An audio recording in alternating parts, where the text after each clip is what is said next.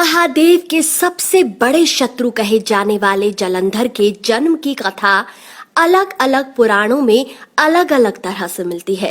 अगर बात करें महाशिव पुराण की रुद्र संहिता के युद्ध खंड में वर्णित जलंधर की जन्म कथा की, तो उसके अनुसार एक बार भगवान शिव ने अपने तीसरे नेत्र से निकली तेज स्वरूप अग्नि का लवण समुद्र में फेंक दिया, जिससे जलंधर उत्पन्न हुआ। क्योंकि जलंधर शिव के तेज और समुद्र जल से जन्मा था, इस कारण उसका नाम जलंधर पड़ा और वह संयुक्त रूप से समुद्र और शिव का पुत्र कहलाया। वर्णन मिलता है कि जलंधर की सबसे बड़ी शक्ति थी उसकी पत्नी वृंदा, जिसके पतिव्रत धर्म के कारण सभी देवी देवता मिलकर भी उसे कभी पराजित नहीं कर पाए।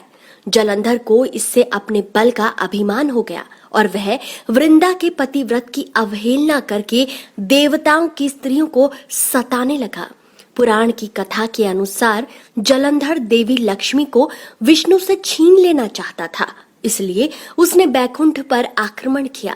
लेकिन देवी लक्ष्मी ने जलंधर से कहा कि हम दोनों ही जल से उत्पन्न हुए हैं, इसलिए हम भाई बहन हैं। देवी लक्ष्मी की बातों से जलंधर प्रभावित हुआ और लक्ष्मी को बहन मानकर बैकुंठ से चला गया। इसके बाद वह कैलाश पर जाकर देवी पार्वती को पत्नी बनाने के लिए आग्रह करने लगा।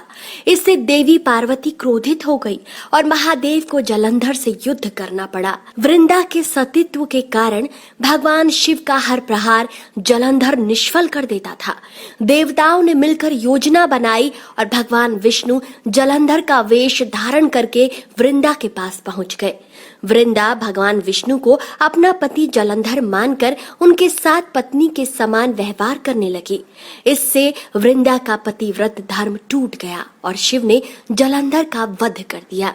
जलंधर के विषय में अन्य स्थानों पर यह उल्लेख मिलता है कि सागर मंथन के समय देवी लक्ष्मी के साथ जलंधर भी उत्पन्न हुआ था।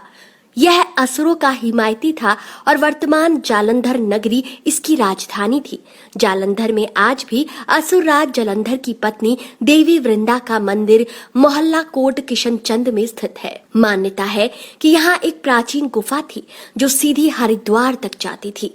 इस मंदिर से जुड़ी कथा के अनुसार भगवान विष्णु द्वारा सतीत्व भंग किए जाने पर यहीं वृंदा ने आत्मदाह कर लिया था और इसकी राख के ऊपर तुलसी का पौधा जन्म लिया। तुलसी देवी वृंदा का ही स्वरूप है, जिसे भगवान विष्णु लक्ष्मी से भी अधिक प्रिय मानते हैं।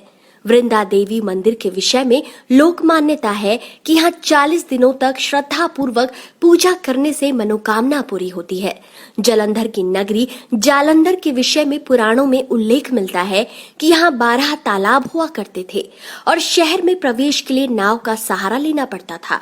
इस स्थान की 4 दीवारी के बाहर एक पुराना तालाब था जो अन्नपूर्णा मंदिर को छूता था तथा एक तरफ ब्रह्म कुंड की सीमा से लगता था। आज भी यहाँ पुरानी छोटी ईंटों की सीढ़ियां बनी हुई हैं।